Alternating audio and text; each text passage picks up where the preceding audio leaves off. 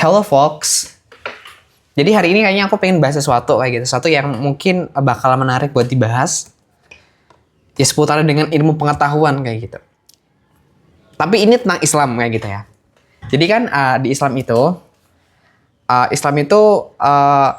ritual sehari-harinya atau aktivitas sehari-harinya adalah melaksanakan ibadah 5 kali atau ya sholat lah. Kita nyebutnya sholat aja. Sholat 5 kali dalam sehari ya, dari subuh, zuhur, asar, maghrib, dan juga apa? Yang terakhir? Betul banget, sholat isya. Subuh, zuhur, terus asar, maghrib, dan isya. Jadi ada 5 sholat itu yang sebagai orang muslim itu bare minimumnya adalah melaksanakan sholat itu. Jadi misalkan ketika ada orang yang rajin sholat itu jangan dibilang, kok rajin banget sih, tumben sholat kayak gitu. Ya kenapa tumben? Karena itu emang aktivitas sehari-hari yang harus dilakukan sehari-hari kayak gitu kan. Ya 5 sholat itu minimum banget. Minimumnya ya itu kayak gitu. Nah terus ketika kita hendak melaksanakan sholat itu kan buat kalian mungkin yang agamanya bukan Islam, mungkin sembari aku kasih tahu bahasanya di Islam itu sholat itu kan ada 5 itu tadi ya. Itu ada waktu-waktunya tersendiri kayak gitu. Jadi sholat subuh itu ada waktunya dari kapan sampai kapan, zuhur dari kapan sampai kapan, terus isya dari kapan sampai kapan, terus juga maghrib, subuh, zuhur, asar, maghrib, isya itu waktunya kapan sampai kapan kayak gitu. Nah, dari kelima sholat 5 waktu itu ternyata kalau misalnya kita hubungan dengan tanda-tanda alam itu menarik banget buat dibahas tau kayak gitu. Jadi misalkan ya, ini kita pakainya acuannya matahari ya, karena kan sholat itu kan menggunakan acuan waktunya dari matahari kayak gitu.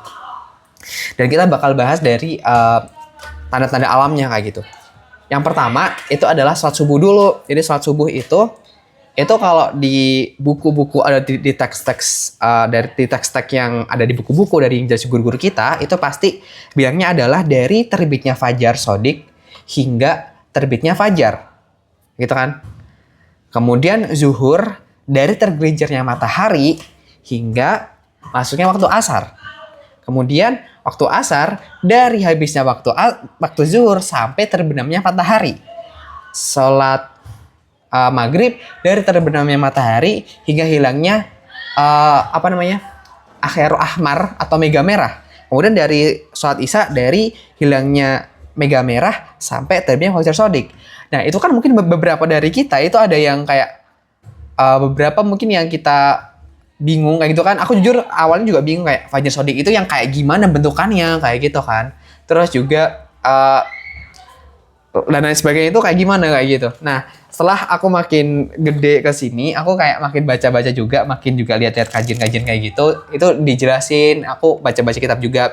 Ternyata waktu subuh itu adalah dimulai dari terbitnya fajar shodiq hingga terbitnya matahari secara sempurna kayak gitu kan. Ini mungkin bagi para pendaki gunung atau yang suka dengan keindahan alam kayak gitu di atas gunung dan lain sebagainya yang ngejar sunrise. Nah, itu kalian bisa tahu waktu sholat subuh itu udah mulai atau belum. Misalkan kondisi jam tangan kalian itu udah mati ataupun nggak ada sinyal dan lain sebagainya, kalian nggak tahu waktu sholat, itu kalian bisa tahu lewat tanda-tanda alam. Yakni waktu subuh itu bagi kalian yang suka mendaki gunung itu adalah ketika kalian misalkan lihat ke ufuk timur ya, itu ada kayak sebelum matahari terbit itu tuh kayak di ufuk timur sana sebelum sunrise kayak gitu ya. Sebelum sunrise itu udah ada kayak sebercak cahaya ya, sudah terang tapi belum terbit matahari kayak gitu. Itu berarti waktu subuhnya udah mulai kayak gitu. Jadi udah kayak terang banget, terus kayak kelihatan kayak itu kayaknya mau terbit tapi belum terbit gitu, kayak sekitar jam 4 lah kayak gitu. Itu berarti udah mulai waktu subuh sampai matahari itu sunrise atau sudah mulai muncul, udah mulai kelihatan mataharinya. Kemudian juga waktu sholat zuhur. Waktu sholat zuhur itu kan biasanya ya di pukul 12 kayak gitu kan. Jadi kalau sesuai dengan yang aku amatin saat ini, nanti kalau misalkan ada yang salah mau dikoreksi ya. Itu adalah dimulai dari ketika misalkan kita berdiri di tengah-tengah tanah lapang, itu dia itu kayak gimana ya? Bayangan kita tuh kayak di bawah kaki kayak gitu loh. Ya di bawah kaki kayak gitu. Sampai nanti bayangan kita itu jauh lebih panjang dibandingkan ukuran tubuh kita. Jadi atau misalkan kita naruh suatu benda, misalkan tongkat nih, itu bayangannya lebih panjang daripada tongkat itu, berarti sudah habis waktu si duhur itu dan sudah masuk di waktu asar. Nah, waktu asar itu dimulai dari ketika bayang-bayang itu lebih panjang dibandingkan suatu benda, misalnya kita berdiri di lapangan, itu udah lebih panjang daripada tubuh kita, berarti itu sudah masuk di waktu sholat asar, hingga nanti asar itu berakhir ketika sunset atau matahari itu udah mulai terbit. Nah, berarti ketika matahari udah terbit, sholat asarnya udah habis dan masuk lagi di waktu maghrib kayak gitu.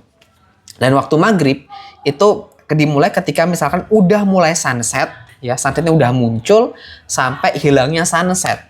Itu berarti waktu maghrib udah habis. Dan waktu isya dari hilangnya sunset atau di ufuk sebelah barat sana itu udah nggak ada cahaya sama sekali, udah gelap, udah kayak peteng atau udah gelap banget ya gitu, sampai terbitnya sunrise yang belum sempurna itu.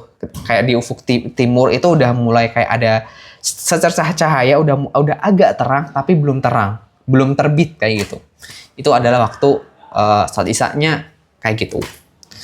Dan mungkin itu kenapa tiba-tiba aku tertarik bahas ini, kan tadi kan aku habis baca-baca gitu kan. Terus kayak ternyata kalau kita lihat alam, tanda-tanda alam itu kayak gini kayak gitu. Selama ini kan aku cuma fokusnya kan di berpatokan pada waktu dan juga di HP kayak gitu kan, sama azan di sekitaran sini kayak gitu kan. Dan tapi jangan nanya kalau di wilayah salju gimana, aku nggak tahu. Aku belum pernah ke wilayah salju, jadi aku nggak bisa cerita seputar pengalaman, cuma bisa kayak mungkin lewat asumsi sama yang udah dijelasin di kitab-kitab ini aja kayak gitu. Makasih, bye bye.